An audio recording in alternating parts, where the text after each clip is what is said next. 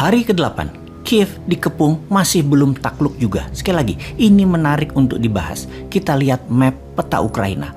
Masuk ke Kiev dari utara, dari Belarus, maka ada kota bernama Ivankov. Ternyata di sana masih juga belum takluk. Masih terjadi perlawanan dengan strategi perang kota, petak umpet di antara gedung-gedung membuat pasukan darat Rusia terhambat. Kita ke sisi timur, kota terdekat Rusia yang terjauh dari Kiev sekitar 400 km.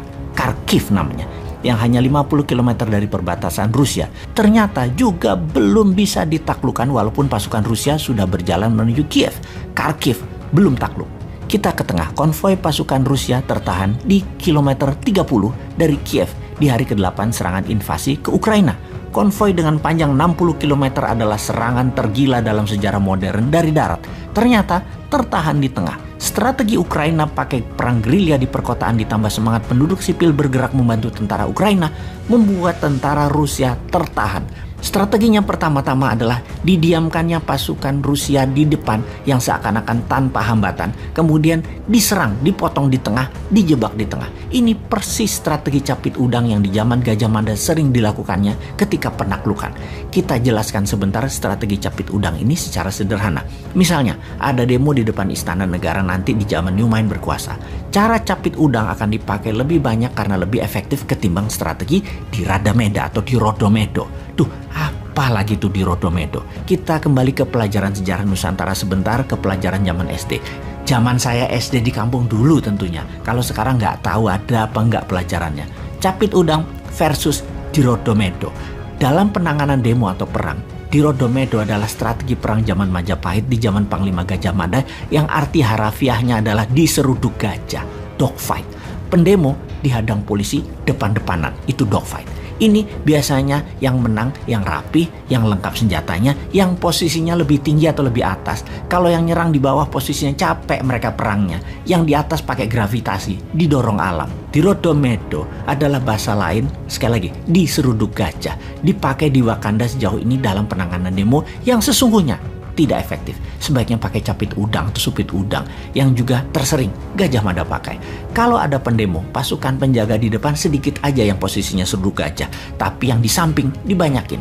Ketika pendemo masuk ke depan, maka pasukan samping masuk potong di belakang pendemo. Sehingga misalnya ada 3.000-an pendemo, yang 300-an masuk ke depan, dikurung dari belakang, yang 300-an terjepit dan terkurung.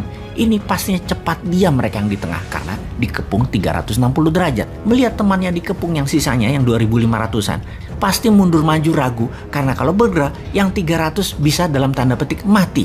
Jadi biasanya cepat usai perang tersebut. Kalau pendemo nanti yang 300-an itu reda, duduk mereka. Lalu kemudian masuklah bosman duduk sejajar. Mau apa kalian? Yuk ngobrol.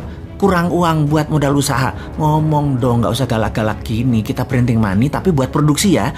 Jangan buat import barang Tiongkok. Ngerti ya?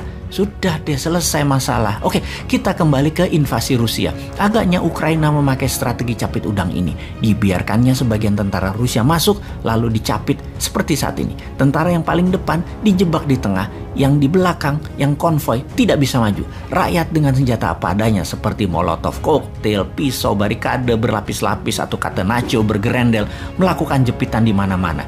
Tinggal tentara Ukraina dengan snipernya tembak-tembakin tentara Rusia yang kejebak di tengah. Ukraina sudah menyebarkan ribuan senjata diberikan ke penduduk karena ada wajib militer di sana. Semua orang jadi bisa pegang senjata. Itulah strategi Newman juga nanti.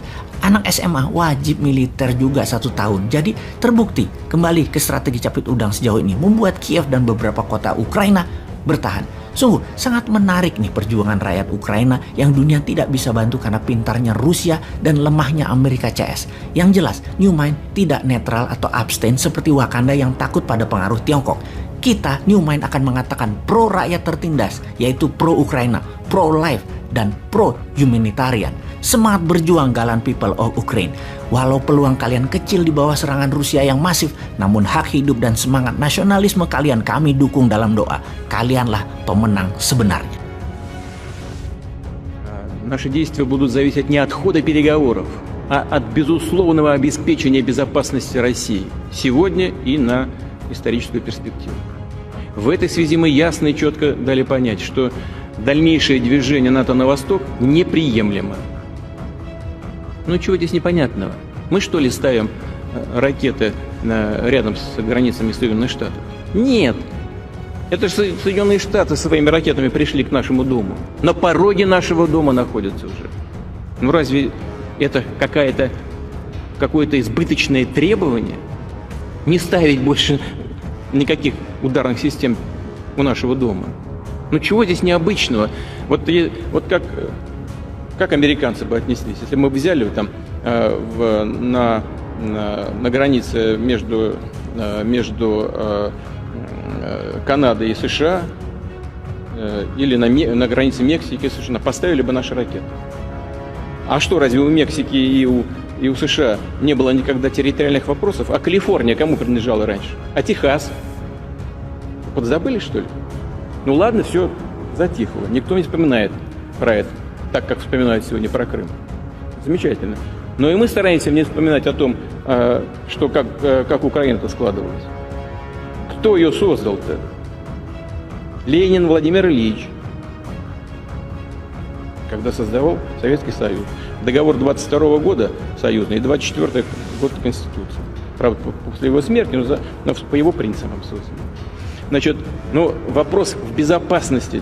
Но сейчас, бог с ней, с историей. Вопрос в обеспечении безопасности. Поэтому нам важен не ход переговоров, нам важен результат. Ну разве мы не знаем? Я же много раз уже об этом сказал. И вы наверняка знаете хорошо. Ни одного дюйма на восток, сказали нам в 90-е годы. Ну и чего?